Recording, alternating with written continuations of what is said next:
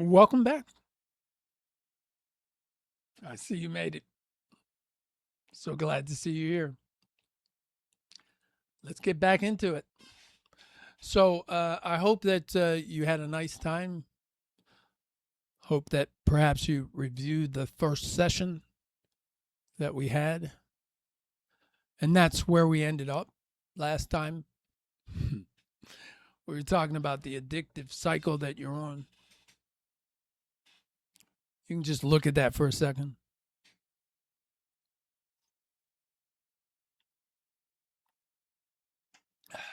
Excuse me.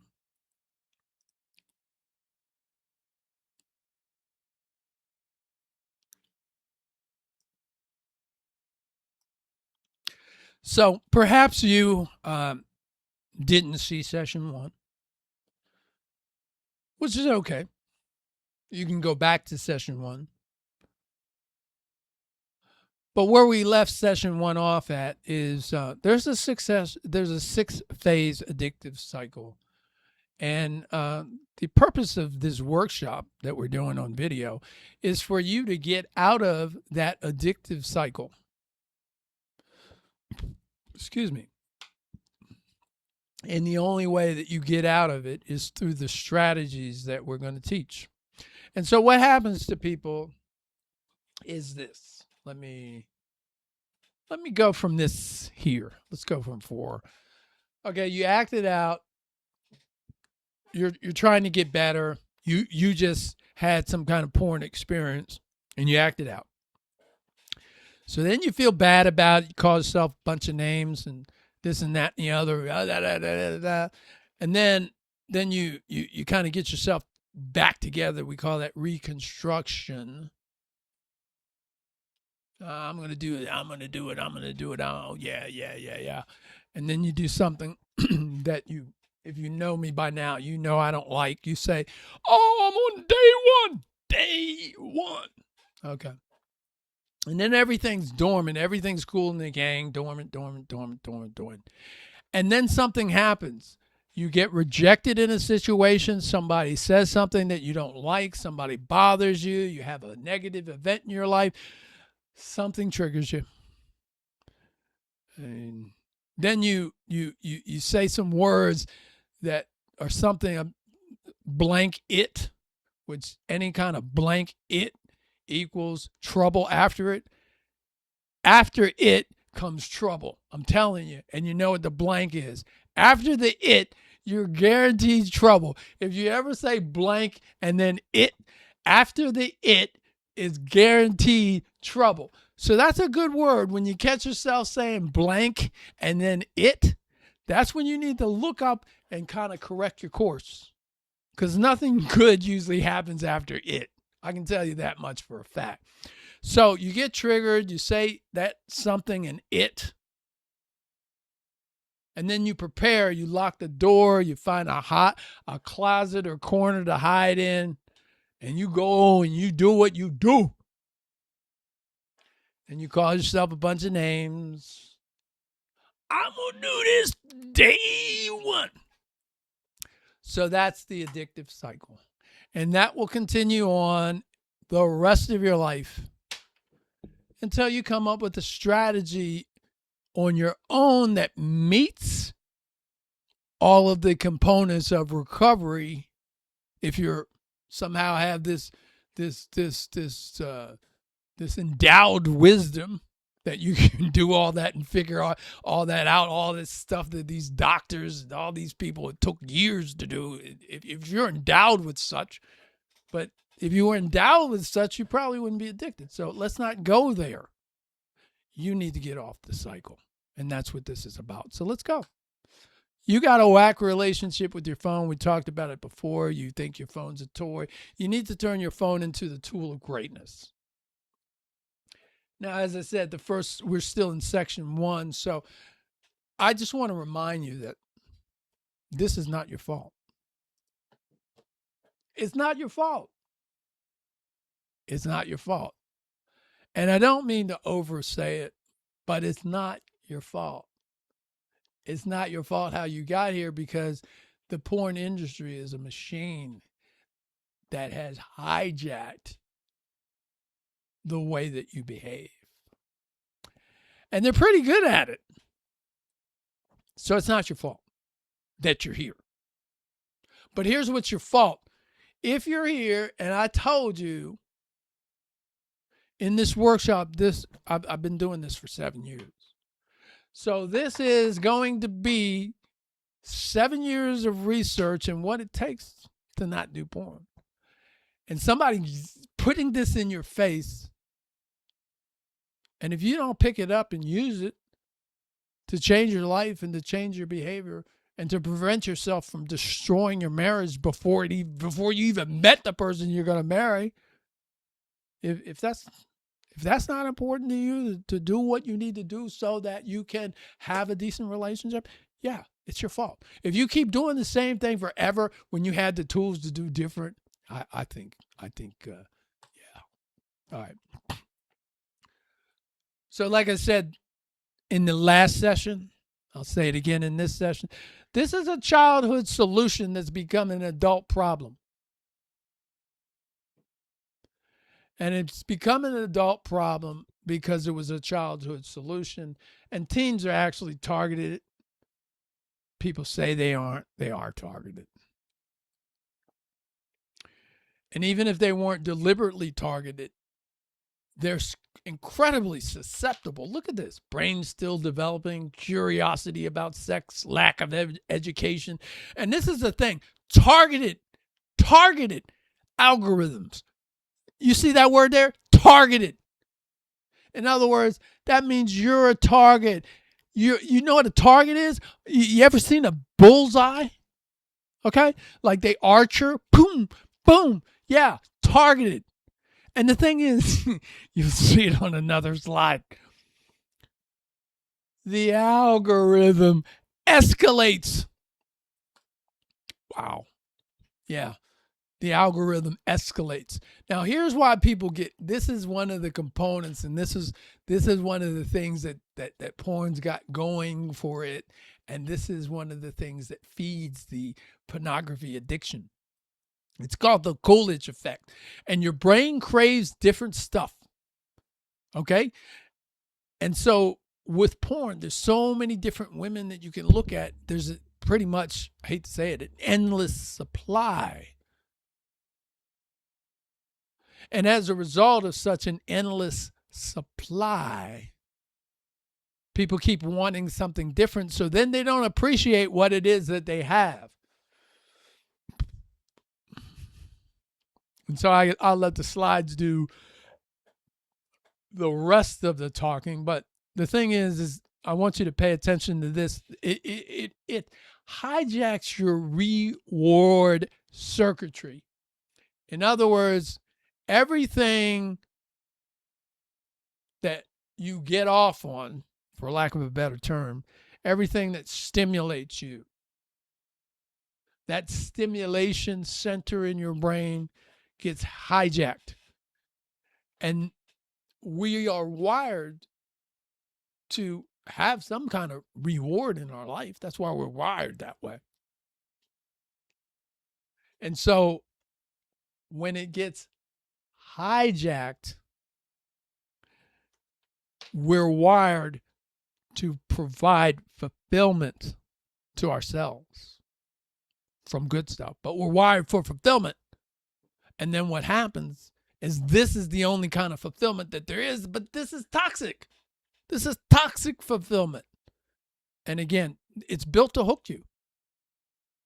They're deliberately built to hook you. The algorithms intentionally keep you coming back. And the algorithm is customized. What you're seeing is customized. The computer, the AI has figured out what you like, what stimulates you. And the algorithms will continuously provide that to you. Now, when I look at recovery, I'll say it 5,000 times over and over again. This is a road. This is not a race. And all this stuff that people are doing out there on their own, trying to figure it out, and oh, I'm at day one. Oh, I'm almost going to relapse. Oh, I hope I don't relapse. All that stuff. That's trying to treat recovery as it's some race that you're trying to get. And again, counting days. What are you trying to do? Get to 100 days? You ain't never going to get to 100 days unless you got a strategy to get to 100 days. I'll give you permission. If you do everything that I asked you to do, I'll let you get away with counting days 5 times.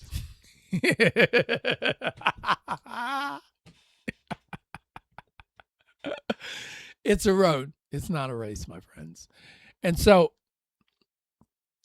this is the mountaintop of addiction that you have walked without knowing it. And you sit right here.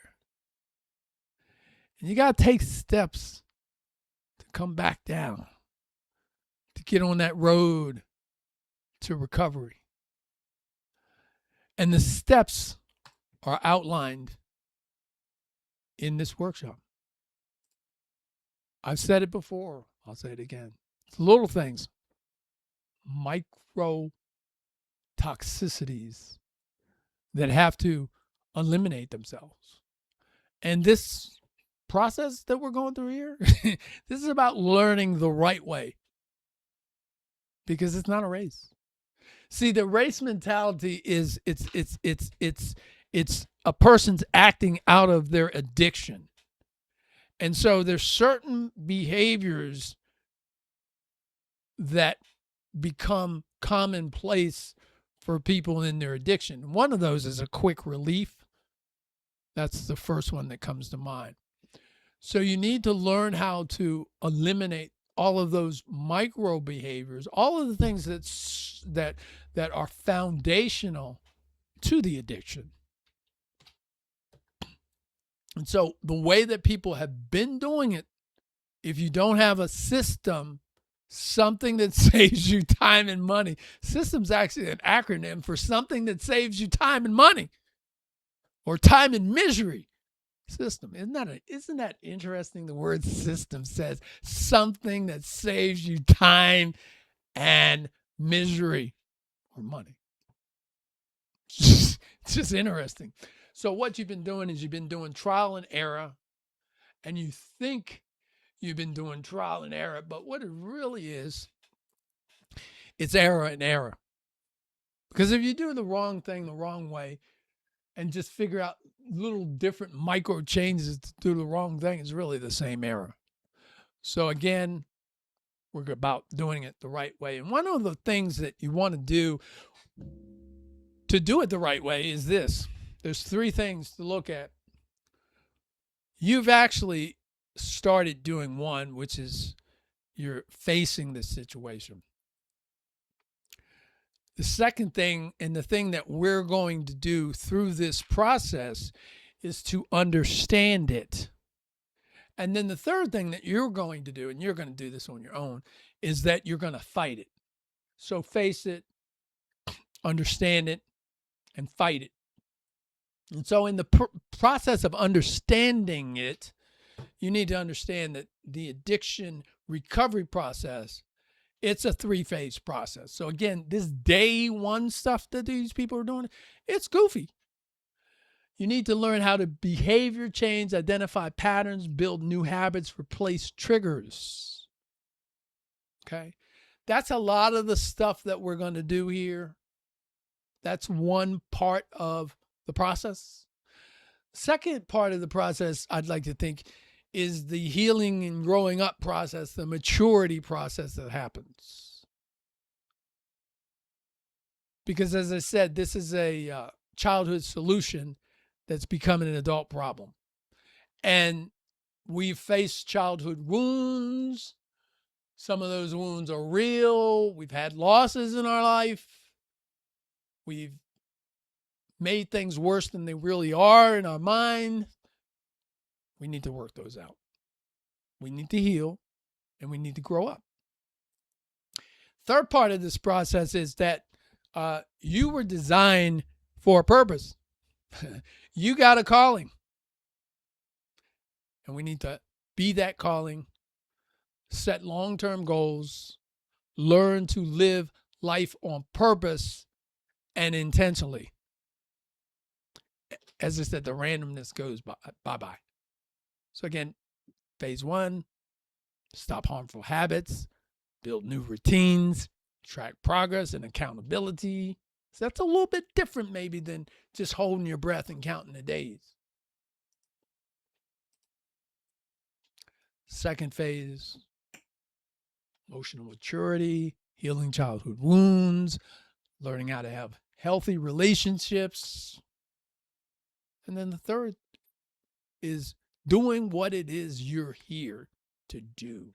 Everybody has a mission on their life. Everybody has something unique, a unique gift to give this world that only they can give. And this behavior interferes with that. And so, yeah, at the end of the day, the thing that you ride out into the sunset on is that you live your life on purpose, and it's really you're in the pursuit of being the most extraordinary person that you possibly can be. So we're going to talk about willpower. You know, in case you want to not complete this program and try to do it the way you want to do it, here's why that will never work. This counting days and holding out and not learning how to manage your triggers and all that clownery, white knuckling and fighting urges and taking a shower and answer the phone, I'm about to relax. All that stuff like that, man. Willpower is like a battery. It's like a muscle, man.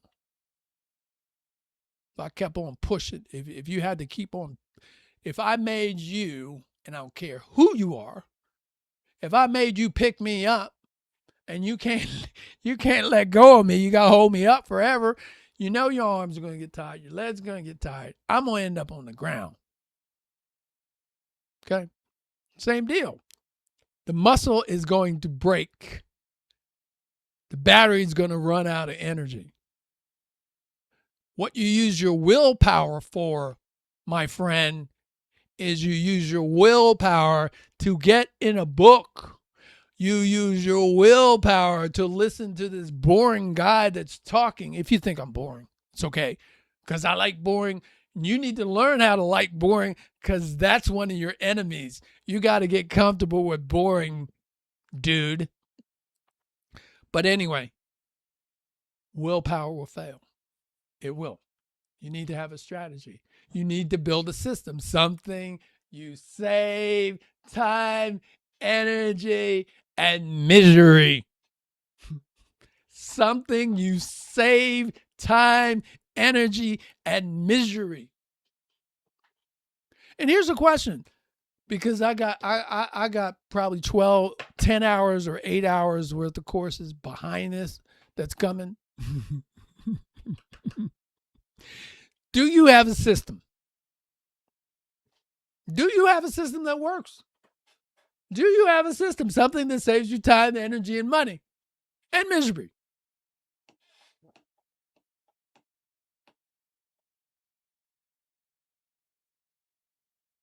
Okay, so this course is about building a system for yourself that works and will get you to the destiny that you intend, versus scorching yourself out like a dead battery, which is what we've been doing. All right. So here's one of the things that it's an area that you need to learn how to manage better, because it's an area that will give you the critical tools that you need. And so this is not just for pornography recovery. This is for life, period. As I said, at the end of this process, the only way that you're going to not be addicted to pornography is that you're going to be a bigger and better person than you are today. You're not going to be the same person. So one of the things that happens in that pursuit of being a different person is that it's a process. And like any process, there's constant adjusting. And so sometimes, as I said before, as I showed you in an example with the mouse earlier, but anything that grows, this is where it started and this is where it ended. Anything that grows does not have a trajectory that's direct. You have setbacks, you have this, you have that, you have this, you have that. Really, nothing, if you look at a stock chart, if you look at gold, if you look at stuff does not go up all at one time most of the time. And, at the same time, it doesn't go down. They call this ebbs and flows. So you need to have a system that allows you to ebb and flow upward. And that's why this matters, because people are used through this behavior. This behavior teaches you how to use people and not love people. And so that's definitely not real love, which is kind, self-controlled, and patient, and not demanding or selfish.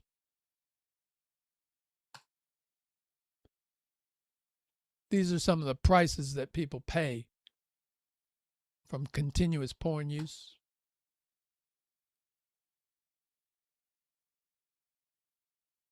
Makes people feel loneliness, there's helplessness, self-hatred, secret habits, come up with negative self-talk. And the negative self-talk, for the most part, is lies. And out of those lies, it causes people to become isolated. And they live double lives. And the more that you isolate yourself, see, the isolation, you could probably say what I'm going to say if you were paying attention before I say it. But I'll say it anyway. Isolation, that's a micro to macro problem. Micro to macro because I don't know you. But that's an area that you can actually address. When I was doing my first recovery, I was deliberately beating that one up by deliberately making contact with people. This is a byproduct. You like to hide out in a corner. See, I used to think that was I used to think that aloof and aloneness was all that good thing. I used to lie to myself about that. But that was isolation. Obviously, we talked about how it impacts you. Talked about how it never goes away. I've already talked about my issue with sexting. And this is a funny thing here. This is not funny. And remember when I use the word funny, because I'm a little different. It means peculiar.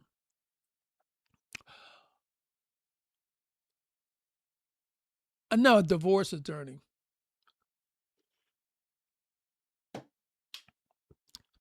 And he said that porn is actually at 50% of the divorces. It's somewhere in the mix. And the thing that he also, that's what he said. But the thing that I know, and the thing that I know because I've seen relationships tank, porn-based relationships tank, is that no one ever says that the relationship tanked because of porn. They don't go out in the street and say that. What they say out in the street is that he wasn't attentive. He cheated on me. And stuff like that. He doesn't have sensitivity. We've grown apart. See, they lie about that. But this matter here apparently is it's in play in 50% of the relationship. So when I talk to the young guys, and if you happen to be one of the younger ones, I want you to understand that if you want to continue to do this behavior, you're actually destroying your marriage before it even happened, and in some cases destroying your marriage before you even met the person you're going to marry. And one of the things that happens as a result of porn use is people begin to live and desire artificial living, fantasy life. And that's one of the things that happens in a lot of people's recovery strategy, is that they have a bunch of wishes and hopes, and they ask of things that aren't realistic, because porn is totally artificial. It's just something for the youths to look at. Students been suspended. Employers check online behavior, by the way. And this is kind of sad for me because I actually know some recovery coaches, and they have told me that their first exposure to pornography happened on a church computer. I'm just saying, this is a fact.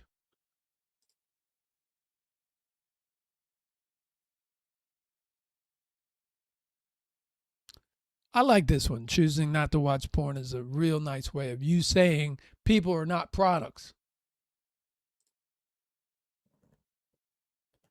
All your secrets eventually come out.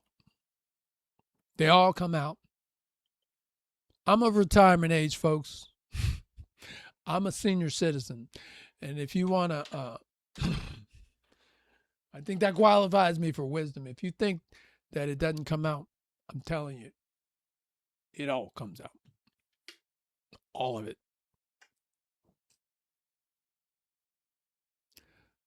So the consequences are real. It's not the end of your story. God's misery is bigger than your worst decision. Jesus specializes in meeting people at their lowest moments and lifting them up. He meets you exactly where you are. And the question isn't, have you messed up? But the question is, what will you do next with God's help? And you need to turn these consequences that I'm talking about as we talk about them into wake-up calls. You can use them as power to help you. Why would you sit there and want to sit here right now and destroy a marriage? Why would you sit here and want to right now contribute to your future family breaking up and separating and having two houses? Because that's what's going on. This is not education. It's entertainment. It's artificial entertainment. It's lies. Oh. Yeah. Okay, so that one pretty much explains itself. So here's the deal. Like, some people, when you first get this exposure and somebody talks about porn addiction, the first thing that comes to mind, and it even came to mind for me, how in the world can you be addicted to something that you don't eat or shoot into your arm? How? That was a question for me. And if you look at that slide right there, how is answered clearly, unequivocally. And see, this one you've heard, dopamine. This happens as a result of porn use.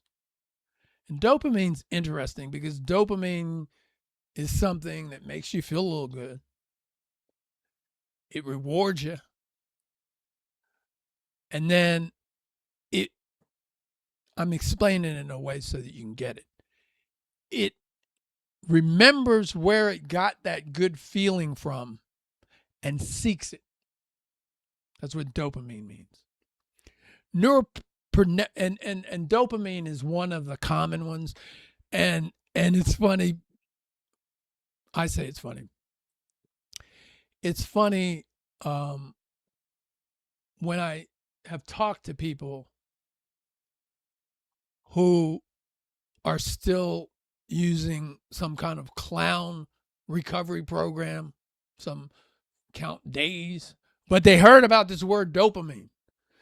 They start trying to talk to me like they got some common sense or they're educated, and they say, "Oh, I just needed a dopamine hit. I just needed some dopamine." You know, they try to talk to me that way. "Oh, I just need some dopamine. Dopamine." And what I'm saying is, like, you didn't even know what dopamine was before you started trying to study how not to do porn for most people. But it's not just dopamine. That's my point. It's not just dopamine. So dopamine is one of the chemicals, neurochemicals. These are chemicals your brain produces. It douses your body, and it also douses your brain. They call them neurochemicals. Norepinephrine is it's adrenaline. It causes that adrenaline rush, hyper arousal. I think you know what testosterone is. These things are stimulated through the porn viewing process. And then, you know as well as I do, what people do after they watch pornography is they masturbate. That's just what they do. And I'll share this with you. When I first started studying porn recovery, and we came to this point here, I was like, oh, I thought I was the only one that was doing that. But no, that's not that. So when this occurs, these things occur. Some more dopamine gets blasted. This acetylcholine, that's a pretty long word there. I'm just leave that one alone. But this one I'm going to jump on, endorphins. So endorphins is something that comes from runner's high, or that's where it's commonly associated. So endorphins are something you go and you run, and as a result of you running, you work up a sweat and all that, and blah, blah, blah, and you're doing all of that. And so if you were running, think about you're pounding your muscles on that ground, and the muscles are getting worked, and you know they're wearing out. Well, see, the endorphins is this word that I'm gonna throw in here that's new to you. Endorphins are endogenous opiates. And I'll repeat that. Endogenous opiates. It's a big word. Endogenous means that your body creates it. I think you know what opiates is. Endogenous opiates. So basically the endorphins, runner's high, the runner runs, you know, you hurt the muscles, the endorphins get released, endogenous opiates, to repair the muscles. Okay? That's what's going on with this experiment. So, we do know what happens after masturbation. It's kind of a natural progression. It's called ejaculation. And this one, and these, you might want to take a good look at.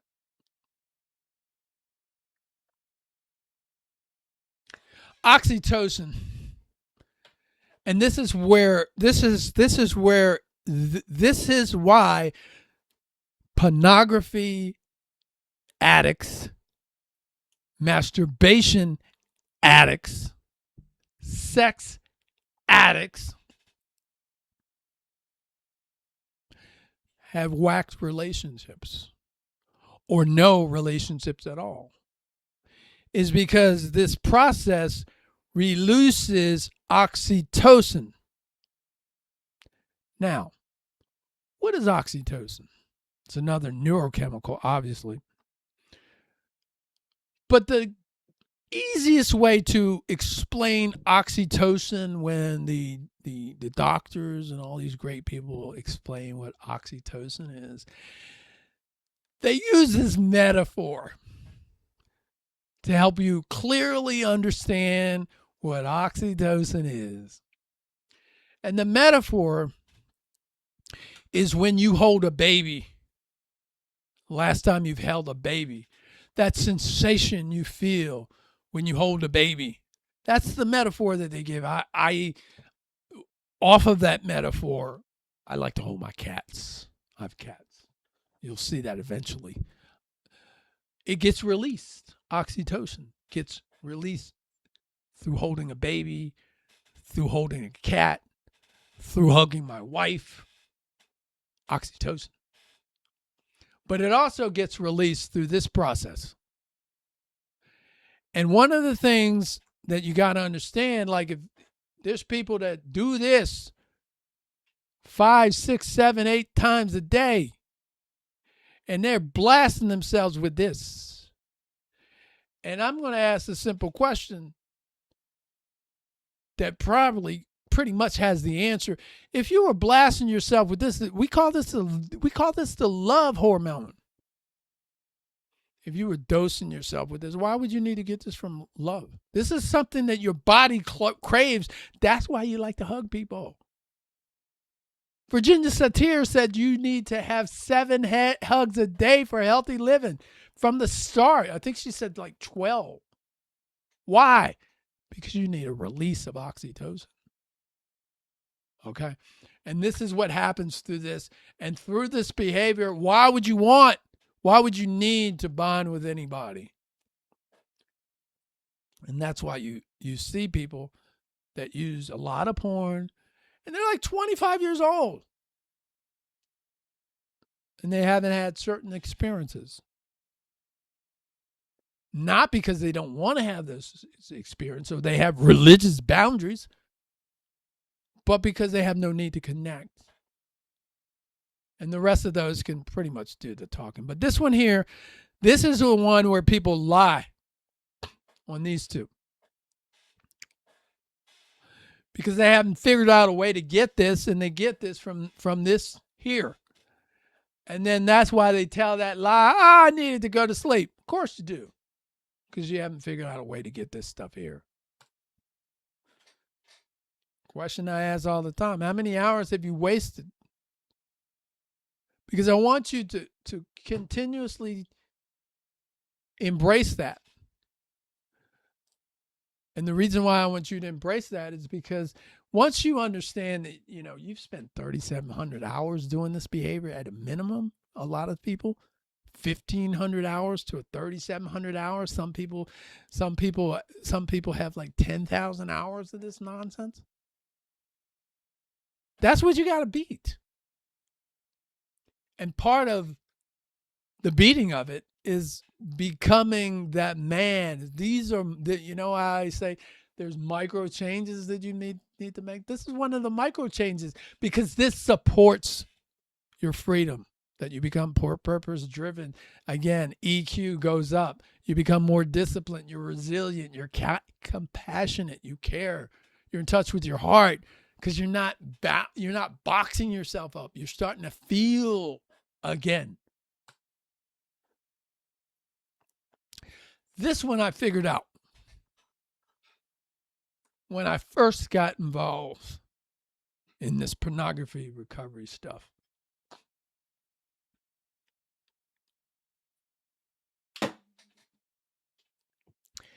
I thought about how many women or new women can I see in an hour? I don't know what that is,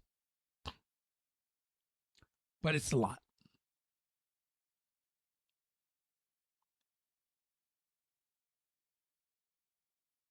And I'm only pausing here because this is really serious. And if you hear what it is that I'm saying, then it'll help you see some things that maybe you haven't seen. And that will help you and give you some fuel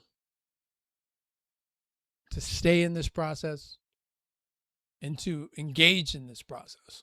So let's go. In the Bible,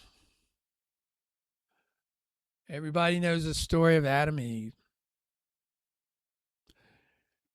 And scholars go this way or that way. Some scholars say that they had marital relations in the garden, and some people say they just saw one another nakedly. I'm not going to get into the debate of what it is. But we do know something happened in the Garden of Eden. There's no doubt about that. And it was of a sexual nature. So,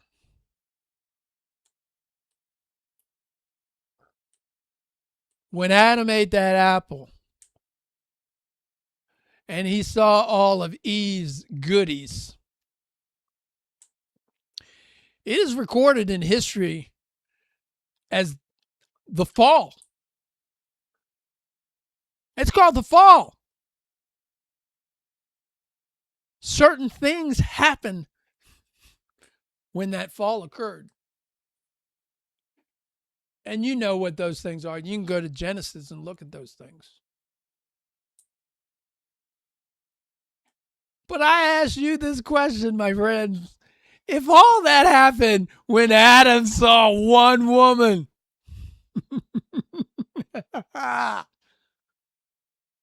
what in the world do you think happens to you when you can see a couple thousand in a week? See, that one woke me up. And somehow I was able to put that all together on my own and to remember that. You weren't meant to do that. And another thing that I thought about in those early days was that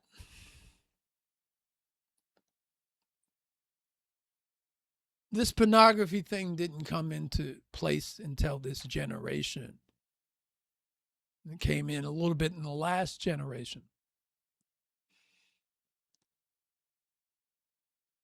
But if you look in like Matthew and you look at the lineage of all those, Matthew 1, all those different people going back to Adam. And I guess somewhere we could extend that and put you on all of that lineage. It'd probably be, maybe 20 more names, maybe 40 names. I don't know. My math's bad. Even if it was 100 names, it wouldn't be that many, but even if it was. Those people married one person, one woman, one wife, one naked woman they saw in their whole entire life. You have the ability to see more people in an hour than your whole lineage saw cumulatively. It's just something to think about. Just something to think about. And so here's something else to think about too. And this is deep. And this is why sexual problems are so big. I'm not laughing. If you look in Revelation, you'll see that there's no marriages in heaven. And the reason why you don't have that, but you see that the reason for man and woman in relationships, as we know here, is that so that we can pursue and activate God's plan, which is fruitful and multiplication. And so God's plans of sex and sexual encounters, sexual pleasures, that's all about his plan to recreate. So sex is about God's plan to recreate and what God did, because God's just that wonderful. Was he said, you know what? This is my plan. And what I'm going to do for you, I'm going to give you this gift. I'm going to give you this gift called the greatest natural sensation possible. But that gift comes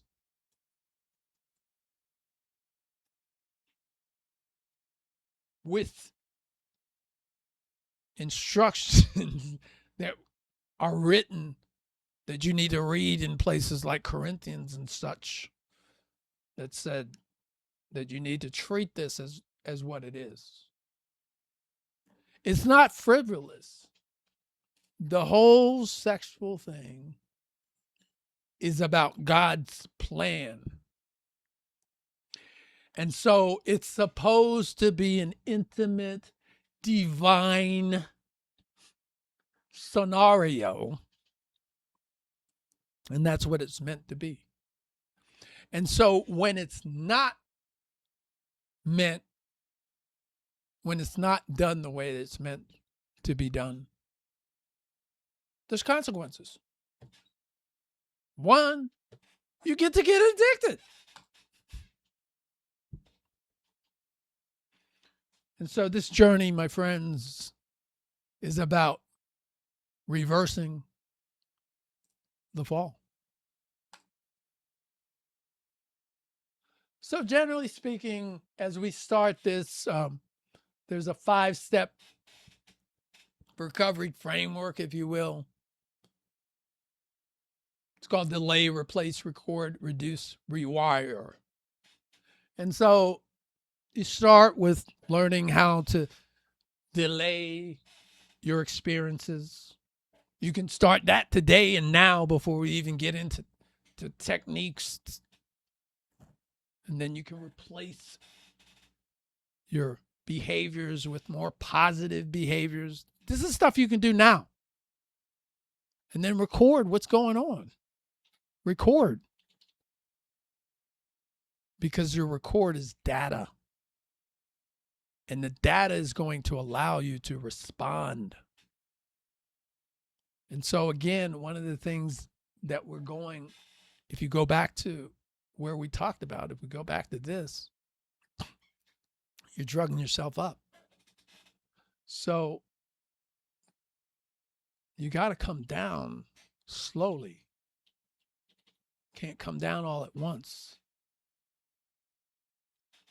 And then you rewire yourself. And one of the things I'm going to tell you right now, for your own good, if you decide that you want to stop dousing yourself with all these chemicals, you need to know that your body, it's going to scream. It's going to scream. You've been getting all this stuff, man. And there's actually 4 more things that I know that we can add to this. And there's probably more than that.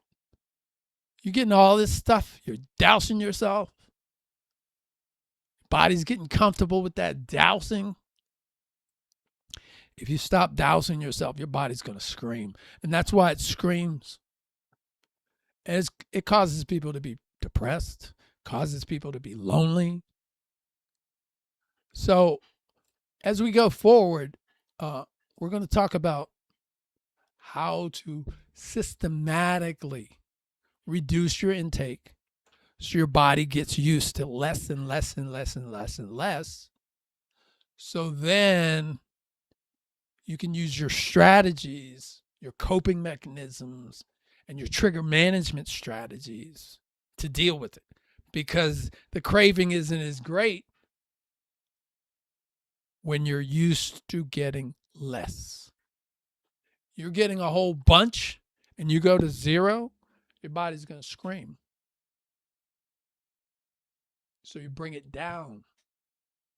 And this is what people try. They try. Come on, man. I mean, if you want to go through that, then go through that. But that's what you have to deal with. It's your body's going to do all kinds of, it's going to scream in unique ways that it's never screamed before. And that's why it's so hard to get to that scream. All right. So let's move on to where we're going to go. So my story, we've done all that. So let me talk to you. So, since I'm a senior, we used to have magazines. We didn't have high-speed internet. So in our day, we'd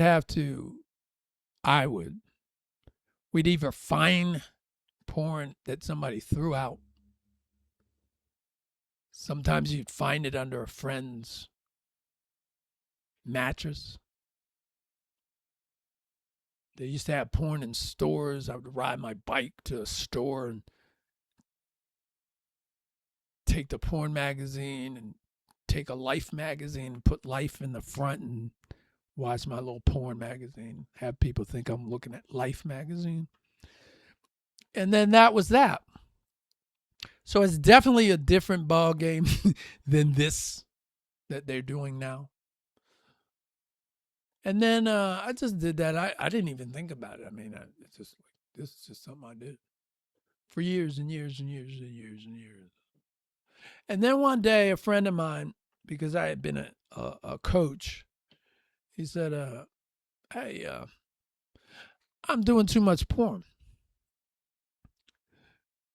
And fortunately, it was at the end of a phone call. I'm getting ready. Yeah, man. And he said, yeah. So it's perfect timing. And I'm like, I don't know what to tell this man because I do porn, right? But fortunately, because I'm who I am, and I've always been a behavior researcher, go to YouTube. And I was fortunate or blessed to find it was a perfect video. It told me a few negative things about porn usage. And that and it hit me because it was one specific thing that resonated. And the specific thing that resonated with me was that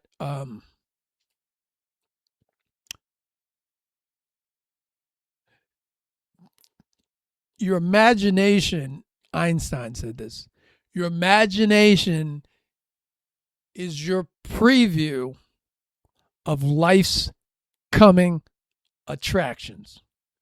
So I got that your imagination, it's a resource.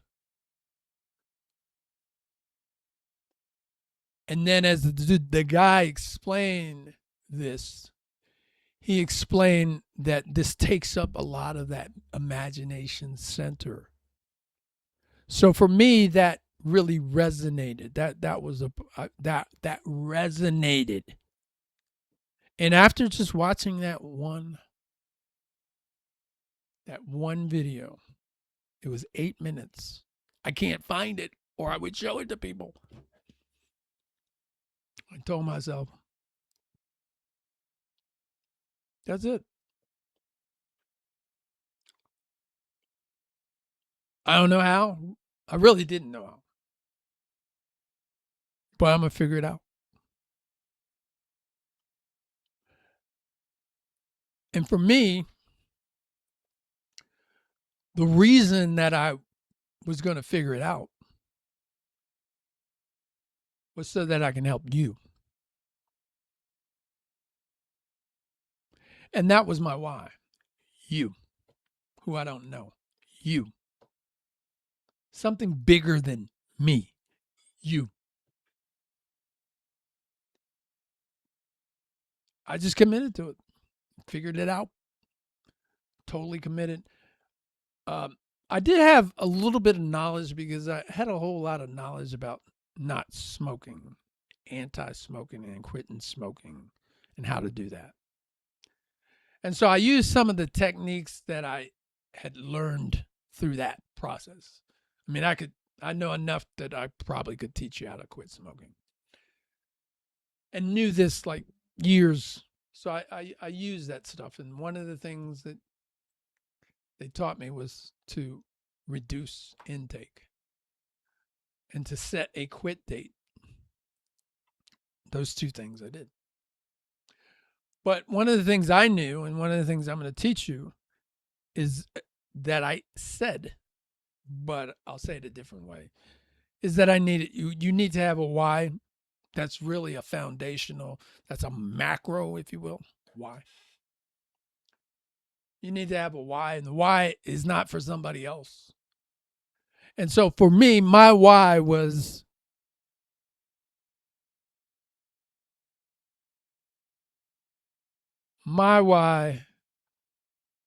that I want to be a recovery coach.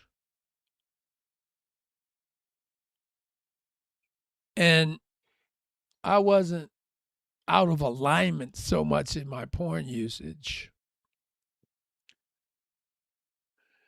that I didn't understand that the only way I could do that was to totally stop porn myself. I mean, I couldn't be a recovery coach and do porn. So for me, that was my why. And I'll talk about whys later, but you got to have a why. And it can't be for somebody else. And so there's this next slide. We'll get back into the slides and we'll tell you a little bit about me. And then after that, we will go back into. So yeah, there you go right there. A little stuff there.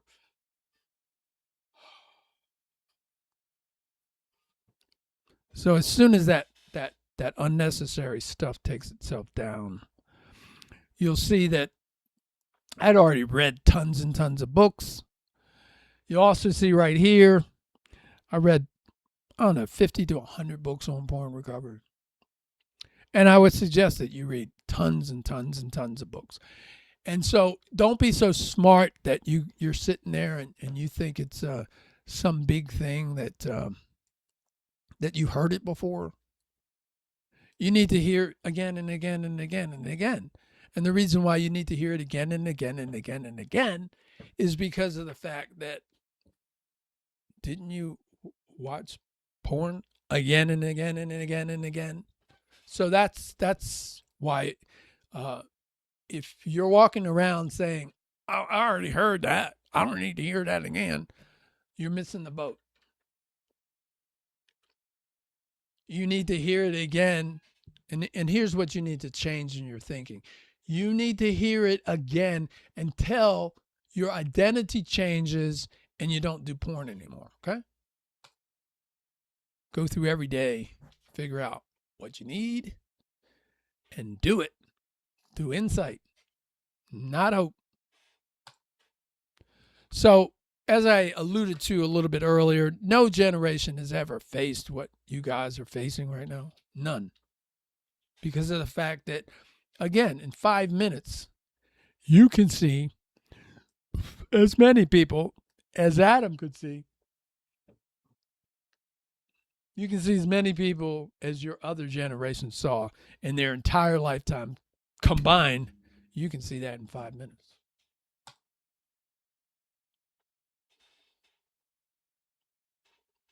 And like I said, your brain builds a tolerance to regular stimulation, and porn use is overstimulation. And basically, because it's overstimulation, your brain tries to protect itself and it builds walls. And what you do to compensate for it is you douse yourself. All right? This is what you douse yourself with.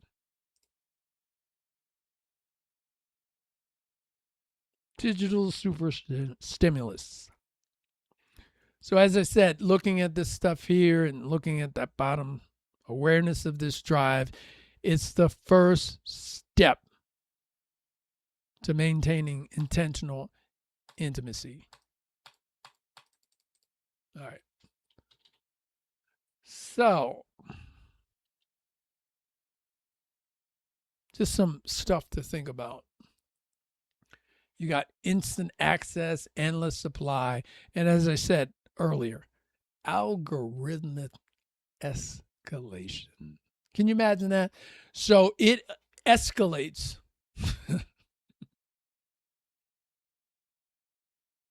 You got to think about that. I already said that it naturally escalates. And then on top of that, you got a computer helping you out.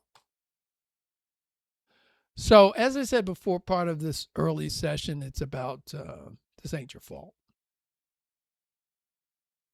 78% of men watch porn, 44% women. Those are some age groups numbers. There's some frequency of porn use, some ideas there. So it's not your fault.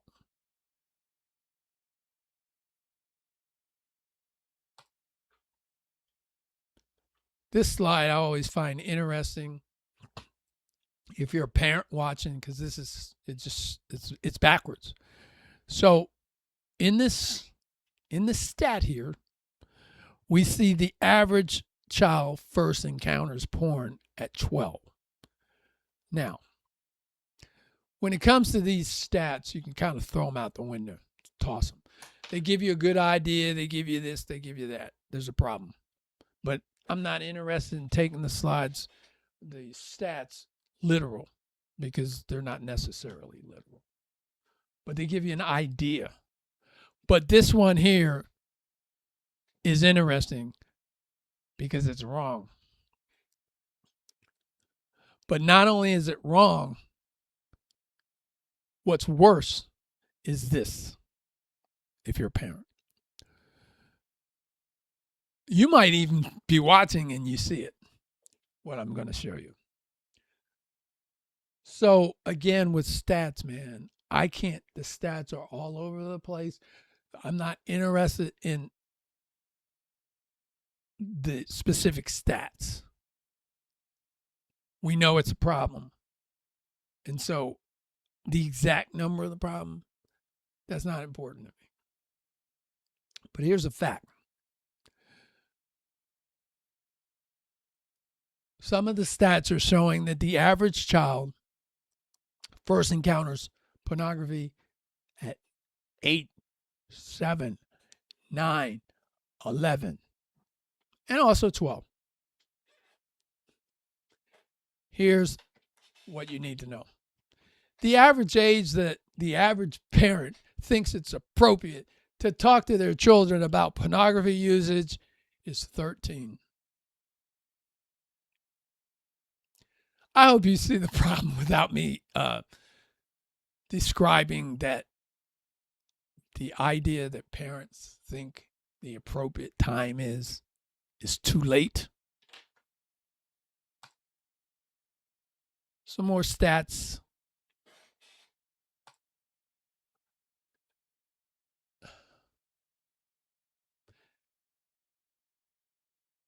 Yes.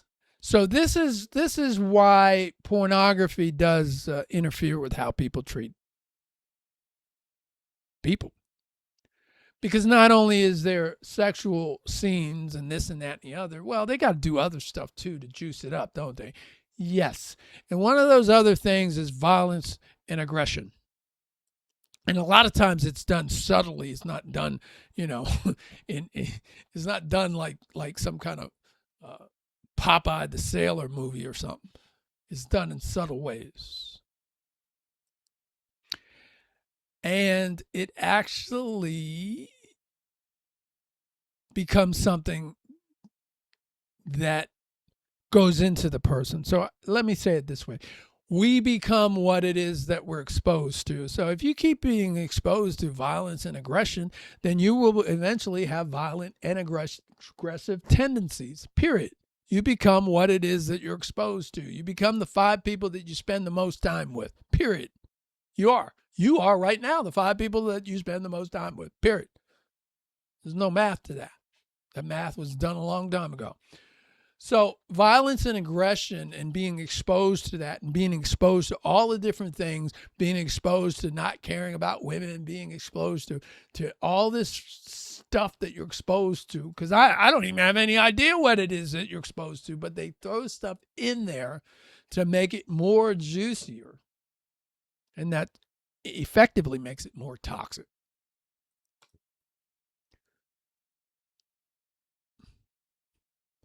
You see that? I don't even need to say that. Do you see that?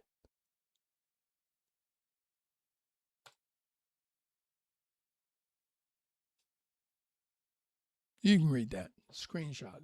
I got to catch my breath.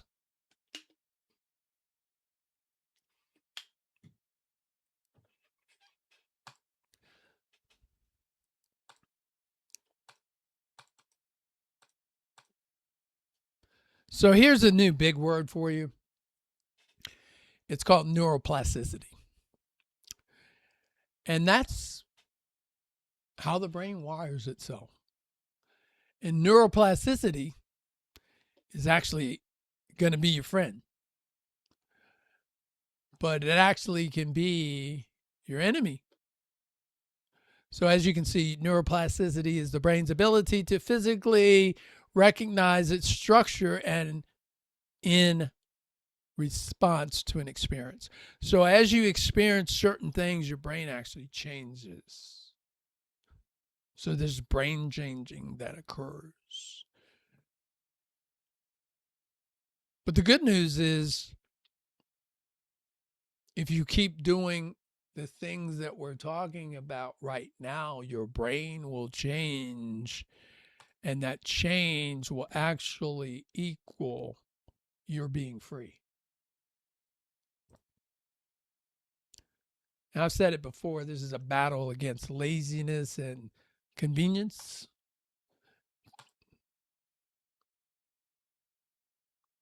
Recovery is a journal. It's a journey, not a race. This reversal takes time. Sobriety must become important to you. This has got to be important to you. This is not a joke. This is serious business. You have to trust the process and be honest and have your honesty be stronger than your hiding. So, again, I'll say it 5,000 times, 7,000 different ways. I guess I'm saying it for the first time now. Your pornography problem is not your pornography problem. I know that doesn't make sense, but it's not it's not pornography. Pornography is underneath the problem. And it plays itself out through your pornography usage. But as a result of using pornography, you whack yourself emotionally, biologically, relationally, and spiritually, and you use porn to make yourself feel okay, knowing that this stuff is whack. Damages real connections. Because you use people. What can you get from them? You don't connect with people. You like to be isolated.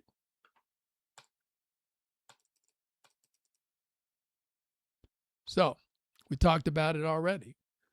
What are the steps of recovery? Begins with a step, a commitment. The most critical step is recognizing that a problem exists and that a different path is necessary. I think you kind of done that. Number 2, I think you kind of done that too. You seek support and guidance. You don't have to do this alone. And even if you do this, when you do all of this work, you still, this can't be all that you do. This is just a first step. This is a beginning. When we get down to the last session, I'm going to give you tons and tons and tons of other resources. Because you would have done the work. Now you're ready for the resources. You would have done some of the preliminary stuff so you can position yourself. And then number 3, embrace the process. Embrace the process. And one of the things is in the process is it's progress. Progress, you know? Progress. Not perfection. You're enough to do this. You are enough. So some things you can do, get yourself some website blockers. I don't put a whole lot into those. They help me, but you can't rely on those totally. Some people think, oh, I'm going to get a blocker. I'll get a blocker. It'll help me. No, it won't help you. Because again, the way you stop doing porn, my friend, is that you become a person who doesn't do porn. You become a person who doesn't even want to do porn. Now I've finally hit it. That's really the goal. You're not trying to be somebody who masters porn, or some person that masters his cravings and all this stuff like that. You're going to become a person who just purely doesn't do porn or has no interest in porn. That's the last thing on your mind. And I can tell you, if I wasn't doing this, if I wasn't in this, it'd be the last thing on mine.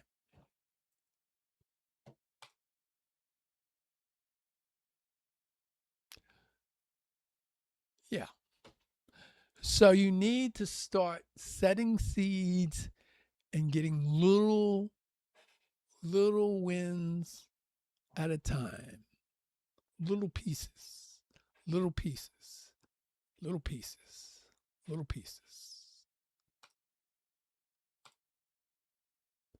So that's pretty much it, my friends, for this particular session. What is that I want to say parting? Well, parting, I want to say this too. Let's see what we're going to do for homework. Hold on.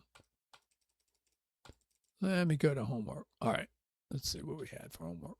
So, yeah, I like this.